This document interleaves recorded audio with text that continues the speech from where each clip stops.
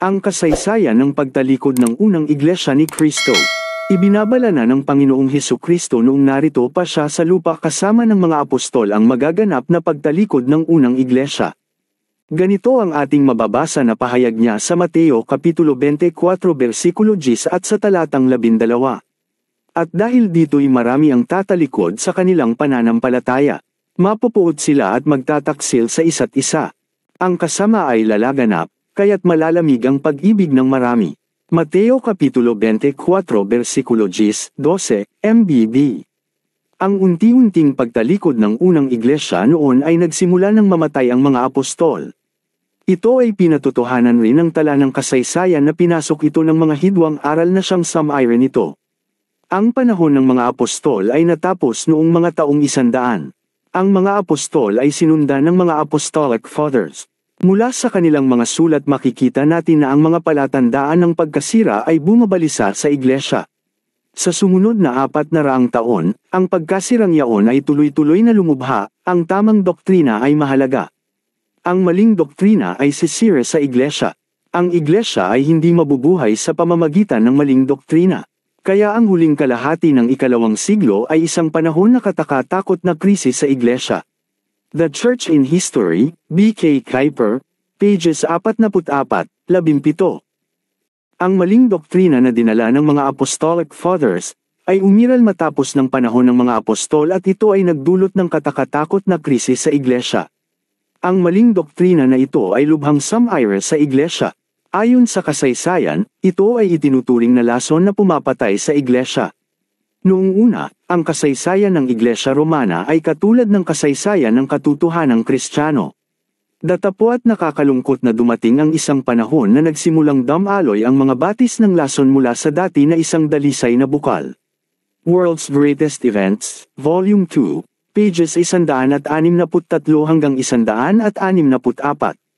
Dahil dito, namatay ang pagkaiglesia ni Kristo ng mga sumunod sa nakakalasong doktrina.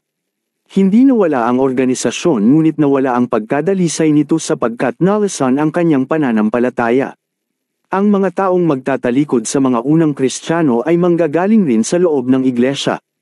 Sila'y nahiwalay sa karapatan kaya nalantad ang kanilang pagkakilanlan na sila'y mga bulang guro at nahayag ang kanilang pagiging anti-Kristo. Bumangon muli ang panganib sa loob ng iglesia. Ang mga bulang guro ay dating mga kaanib sa komunidad Kristiyano na kung saan ay sila ay nabuhay ng hindi nila napapansin hanggang sa pamamagitan ng kanilang hayagang paghihiwalay. Inilantad nila ang kanilang tunay na pagkakakilanlan. Sila ay mga bulang guro, mga anti-Kristo. Understanding the New Testament, Howard Clark Key, Franklin W.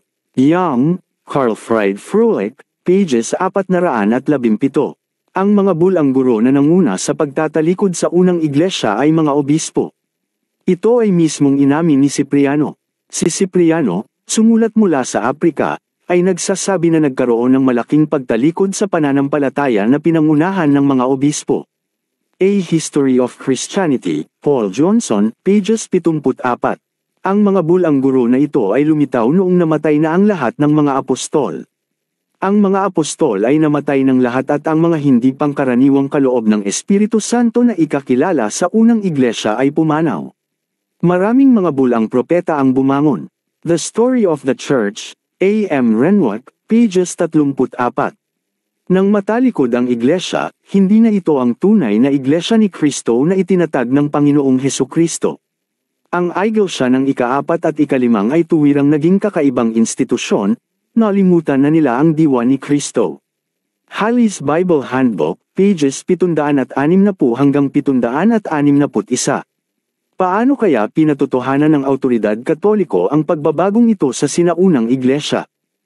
Ganito ang pagbubunyag ni Lucian Viant sa kanyang aklat na pinamagatang I Was a Priest, pages 70. May mga taong di naniniwala sa mga bagay na di nakikita kaya baka itanong nila, papaano kami maniniwala sa Diyos na hindi naman nakikita? Ganito ang sagot ni Apostol Pablo.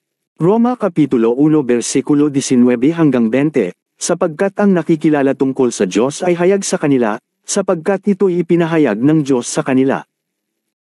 Sapagkat ang mga bagay niyang hindi nakikita buhat pa ng lalangin ang sanglibutan ay nakikitang maliwanag, sapagkat tanto sa pamamagitan ng mga bagay na ginawa niya, maging ang walang hanggan niyang kapangyarihan at pagka-Diyos, upang sila'y walang madahilan.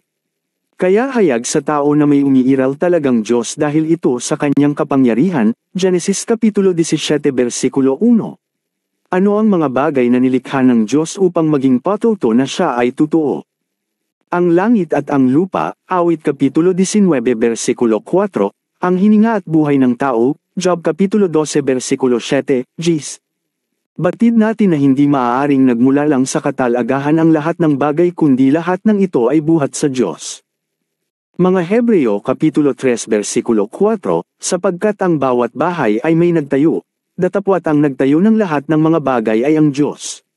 Gaya ng lupa, ang Diyos ang nagtatag nito, Isayas Kapitulo 45 versikulo 18. Maliwanag na kahit hindi natin nakikita ang Diyos ay mapapatunayan natin ang kanyang eksistensya sa mga bagay na kanyang nilalang.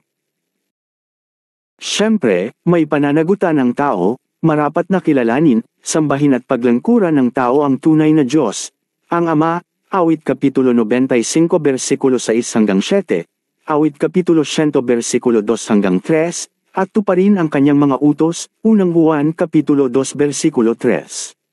Sa kabilang dako, ano naman ang gagawin ng Diyos sa mga taong ayaw kumilala at tumanggap sa Ama bilang nag-iisang tunay na Diyos? Parurusahan at ibubulid sa dagat-dagatang apoy at asupra.